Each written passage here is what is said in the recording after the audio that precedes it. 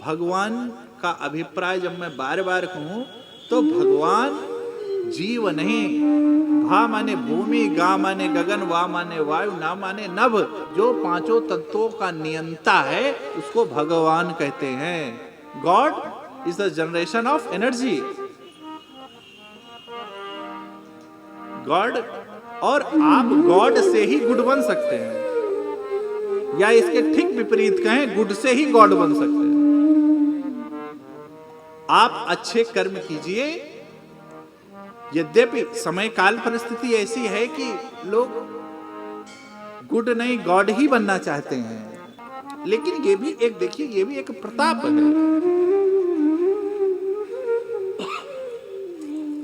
युवान भाई बहन, यदि आप वर्कोहलिक हैं, if you are workaholic, then also you will become spiritual, or you will become, you can say, part of God or particles of God. आप उनके हिस्सा बन सकते हैं, परंतु आप आध्यात्मिक, परंतु आप जो काम कर रहे हैं किसके लिए कर रहे हैं? प्राणों मात्र के कल्याण, मानवता के कल्याण के लिए यदि आप कार्य कर रहे हैं तो आप भी उनके मैसेंजर हैं। You are also the messenger of God. आप भगवान के मैसेंजर हैं। अब ये चीज अलग है कि गुड या श्रेष्ठ या सदकर्म, इसका क्या मापदंड है? जी हां, इसका मापदंड कुछ और नहीं है। समय समय पर श्रेष्ठ का संग, और श्रेष्ठ आपके बारे में क्या आकलन कर रहा है और श्रेष्ठ आपके बारे में क्या कह रहा है, उसको किसे श्रद्धा पूर्वक श्रवण कर करके अपने जीवन में उतारना ही, अपने जीवन में उतारना ही आपको गुड बनाता है, आपको सद्पुरुष बनाता है। हमारा आकलन श्रेष्ठ कैसा कर रहा है, और श्रेष्ठ को मैंने इसीलिए कहा, कोई भी नहीं, कोई भी आपका आकलन कैसे भी करे, आपको उससे नहीं, लेकिन जो श्रेष्ठ हो। अब विषय श्रेष्ठ ले सकते हैं आप, या नौकरी में है तो आपका जो श्रेष्ठ हो, या पढ़ाई में है तो जो आपका विषय का टीचर हो, जो श्रेष्ठ हो, वो आपका मूल्यांकन कैसे करते हैं। क्योंकि ये भी एक अपने में बहुत बड़ा इस समय समस्या कह सकते हैं आप, बन गई है कि हम जाएं तो कहां जाएं। हम मूल्यांकन के लिए भी क्यों? क्योंकि मूल्यांकन के लिए भी हम जिससे मूल्यांकन कराते हैं हम उसको मानते ही नहीं श्रेष्ठ। हम सुन तो लेते हैं बड़ी श्रद्धा से, लेकिन निकलते हैं तो उनसे कहते हैं कि अभी इनको ये चीज का नहीं ज्ञान था। भाई यदि परीक्षा के भाव से आप जाते हैं तो आप श्रेष्ठ हुए ना, वो श्रेष्ठ कहां हुआ? जो परीक्षा ले रहा है वो श्रेष्ठ हुआ ना, जिसकी परीक्षा ले रहा है। यदि आप श्रेष्ठ के पास जाते हैं, उसकी परीक्षा ले रहे हैं, तो आप श्रेष्ठ हुए ना, वो कहां श्रेष्ठ हुआ?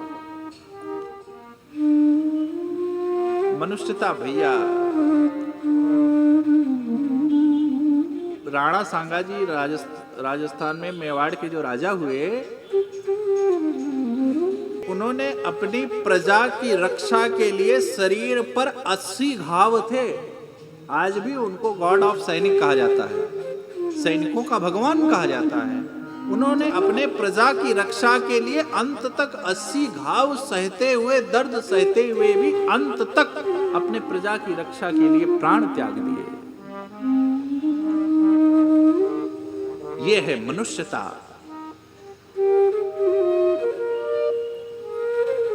कितनी की जितने श्रेष्ठ हुए, कितने श्रेष्ठ संत की बात है, क्योंकि परोपकाराय संता विभूत।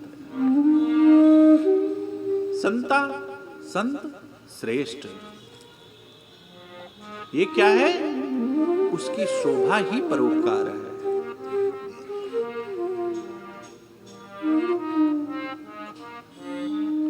आइए मानस में प्रवेश करें तो हम लोगों ने मनुष्य और मनुष्यता की चर्चा की। और युवान भाई बहन, आपके लिए विशेष, आप यदि अपने कर्म में रहकर मानवता की रक्षा कर रहे हैं, you are also the spiritual person. आप अध्यात्म को खोजने मत जाइए कहीं, ये कोई दुकान नहीं है कि कहीं खोजने से मिलेगी, ये अनुभूति का विषय है। क्यों? क्योंकि जब आप वैर भाव से नहीं जीते हैं, बस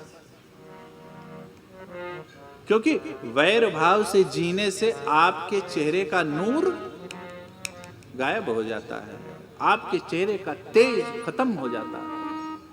ईर्ष्यालु व्यक्ति को बताने की जरूरत नहीं पड़ती है, संत महापुरुष श्रेष्ठ देख के बता देते हैं। क्यों? क्योंकि आपके चेहरे का जो नूर है वो गायब हो जाता है, आपके चेहरे पर नूर नहीं रहता, आपके चेहरे का तेज खत्म हो जाता है।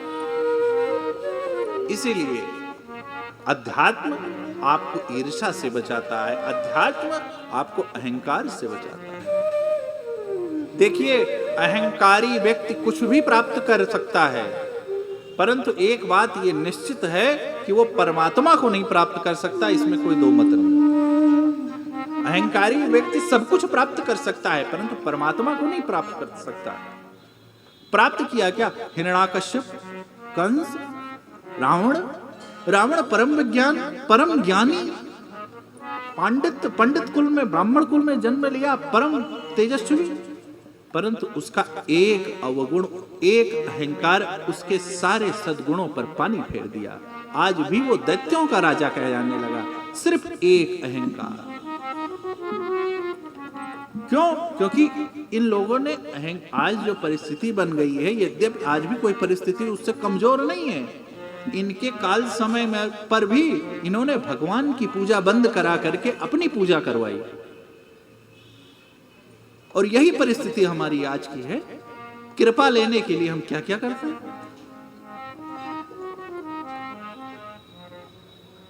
चरण धो धो कर पी रहे हैं। अरे भाई, भगवान की कथा करने वाला श्रेष्ठ हो सकता है, श्रेष्ठ का वंदन करना है, अभिनंदन करना है, सम्मान करना है, चरण स्पर्श करना है, चरण धुलना है, चरण पखारना है, जो आपको करना है वो आप करो, सब चीज करो, अच्छा है, करना ही चाहिए, परंतु पूजा नहीं। पूजा तो भगवान की, और नहीं तो आप रावण बनने में आपको समय नहीं लगेगा, हिरण्याकश्यप बनने में समय नहीं लगेगा। भाई, प्रहलाद से क्या समस्या थी हिरण्याकश्यप की, आप बताइए। प्रहलाद कौन सा हिरण्याकश्यप को क्या कर रहा था? बालक ही था, परंतु नहीं, अहंकार हो गया था। अरे, नारायण का भजन करेंगे ये, मेरे राज्य में नारायण का भजन करेंगे, और पतन का कारण बना। तो अहंकारी व्यक्ति सब कुछ भी प्राप्त कर सकता है, संसार के सुख प्राप्त कर सकता है, परंतु परमात्मा को नहीं, क्योंकि ईर्ष्या की जननी है अहंकार। सबसे पहले ईर्ष्या होती है कि ये हमसे ऊपर क्यों बैठ रहा है, और यदि प्रकृति ने कृपा किया और आपके प्रारब्ध की गति ऐसी रही कि आप श्रेष्ठ हो गए, बस आपको तुरंत वहीं से अहंकार पकड़ लेगा। अहंकारी व्यक्ति चलते चलाते अनायास ईर्ष्या कर लेने लगता है। रावण जैसा परम विदुषी क्या हो, सिर्फ, और अच्छा, रावण यदि परम विदुषी ना होता तो रावण के भाई का क्या नाम था? विभीषण। और विभीषण की मानस में विभीषण के घर का दर्शन जरूर कीजिएगा। रामायुधयंकित वरन शोभा बरनि न जाए, नव तुलसी का वृंद देखी हर्षि कबीर। आप सोचिए, रावण यदि भक्त ना होता तो विभीषण जी ऐसा घर बना करके भजन कर पाते। और विभीषण जी भजन तो भजन, विभीषण जी रावण की कैबिनेट के मंत्री भी थे, प्रमुख सलाहकारों में से एक थे विभीषण जी। आप विचार कीजिए। परंतु एक अहंकार ने जैसे कहा, अरे मेरी बहन का नाक, विचार नहीं किया। जब हम अहंकार हमारे अंदर आता है तो हम सत्य असत्य का विचार नहीं करते। एक बार विचार कर लिए होते कि भाई गलती किसकी है, बहन तुम्हारी गलती है, किसकी गलती है ना, क्यों? क्योंकि अहंकार मद हो गया था। हमसे बड़ा बलवान एक छत्रराज कौन करेगा? रावण से बड़ा बलवान देवताओं को जीत लिया, सबको जीत लिया, अब कोई बचा ही नहीं है। अरे किसकी, रावण की बहन को किसने छू लिया? अरे क्यों नहीं छू सकता भाई? अपराधी अपराधी होता है।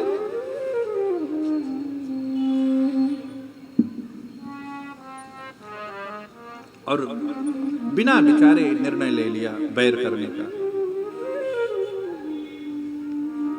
और परिणाम सोने की लंका राख हो गई है। 1 लख पूत 1.25 लाख नाती, ते ही रावण के दिया न बाती। ये अहंकार का परिणाम दर्शन करेंगे। ज्ञानी को अहंकार ना हो असंभव है। यद्यपि ज्ञानी को तो सबसे ज्यादा अहंकार होता है, ब्राह्मण को अहंकार ना हो असंभव है। इसलिए इसका समन करते रहना चाहिए। और इसका समन कहां से होगा? तो इसका समन सिर्फ और सिर्फ संत समाज में होगा, श्रेष्ठ समाज में होगा, सत्संग में होगा। कहां पर जाएगा अहंकार? कहां पर नाश होगा? कहां नाश होगा भैया? तो सिर्फ और सिर्फ साधु के समाज में। और साधु का चरित्र कैसा का है? कपास जानते हैं आप सब? कपास, रुई। साधु का चरित्र रुई के समान होता है। साधु चरित शुभ चरित कपासु। कपास की खेती, कपास आप लोग जानते होंगे, कपास में ढोंड़ी नहीं होती ऊपर। कपास माने रुई की, आप गूगल भी कर सकते हैं आप अभी, तो ये रुई देखेंगे तो उसके फल में ढूंढी नहीं होती, उस ढूंढी उसकी नीरस होती है। उसी प्रकार साधु का चरित्र जो होता है वो विषयाशक्ति से नीरस होता है, विषयाशक्ति नहीं होती उसमें। देखिए, आसक्ति और विषयाशक्ति ये दोनों अलग विषय हैं। आसक्ति क्या हो सकती है? विषयाशक्ति तो स्वाभाविक है, संसार और अनेकों अनेक जितने भी भौतिक सुख हैं उसमें विषय में हम लीन होते हैं। आसक्ति आपको परमात्मा से भी हो सकती है, आसक्ति आपको किसी श्रेष्ठ से भी हो सकती है, आसक्ति आपको ग्रंथों से भी हो सकती है, आसक्ति आपको सत्संग से भी हो सकती है।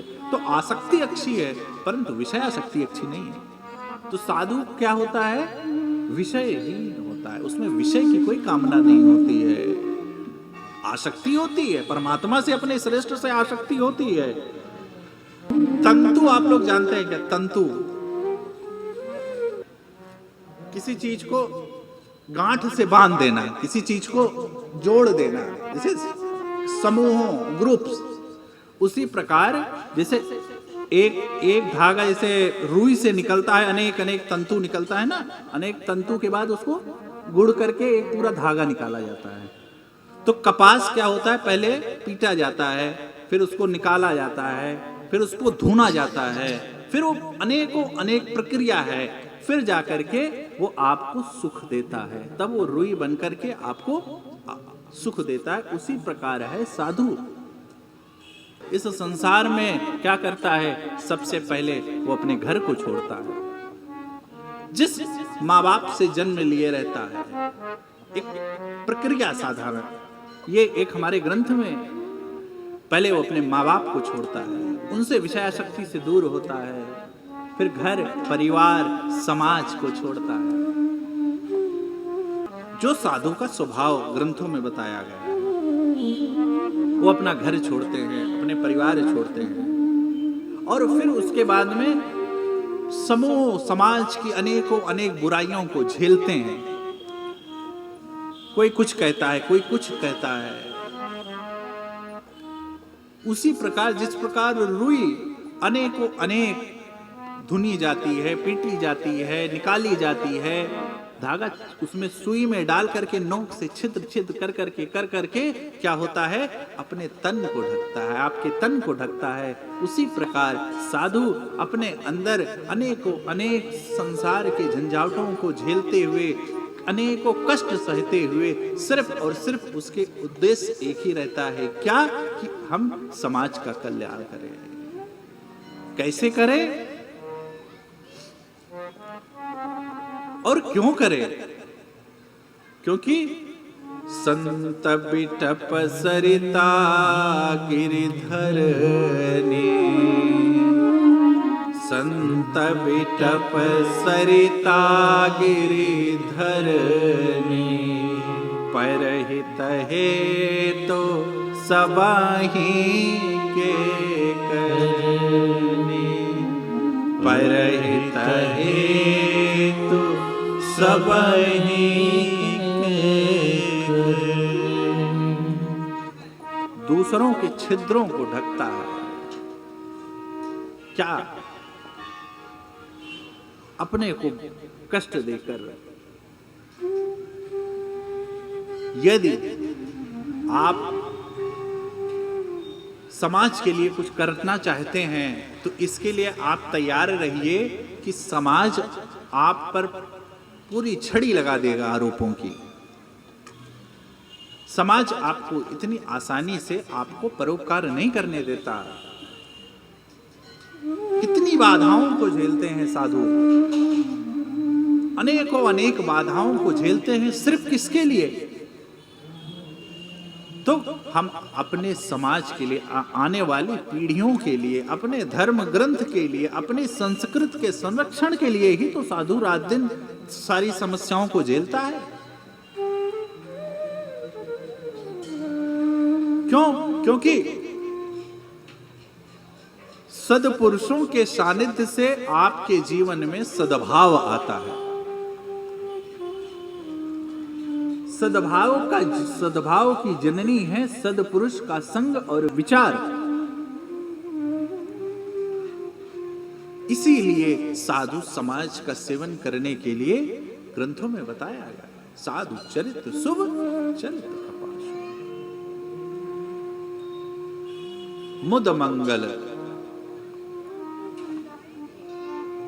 बंधन कराना एक अलग है और बंदनीय होना ये अलग है। वंदना तो आप डरवश भी करा सकते हैं, प्रभाव से भी वंदना होती है, पर जो वंदनीय होते हैं वो प्रभाव से नहीं, अभाव से नहीं, तो अपने स्वभाव से होते हैं।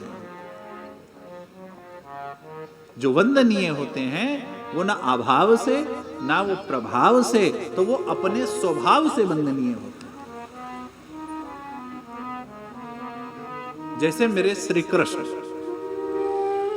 बार बार बात आती है, सभा में दुर्योधन प्रणाम नहीं करना चाहता था, लेकिन जब भगवान का अभाव ऐसा था, भगवान का प्रभा ऐसी थी कि जैसे ही भगवान श्री कृष्ण का उस सभा में प्रवेश हुआ, स्वतः ही दुर्योधन उठ के खड़ा हो गया।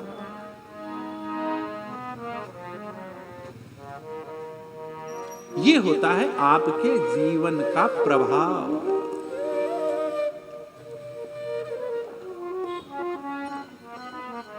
ये होता है जीवन का प्रभाव। तो वंदनीय हो यदि आपको होना है तो आप स्वभाव ऐसा रखिए अपना, क्योंकि जीव का स्वभाव है मांगना। हमारे पास यदि भगवान ने थोड़ा धन दिया है तो हमारे पास मांगने वालों की पूरी फेयर लिस्ट रहती है, क्योंकि मांगना जीव का स्वभाव है। लेकिन मांगना है तो क्या मांगो भैया, और किससे मांगो? जो जगत के परमात्मा है उनसे मांगो, खूब मांगो। और क्या मांगो?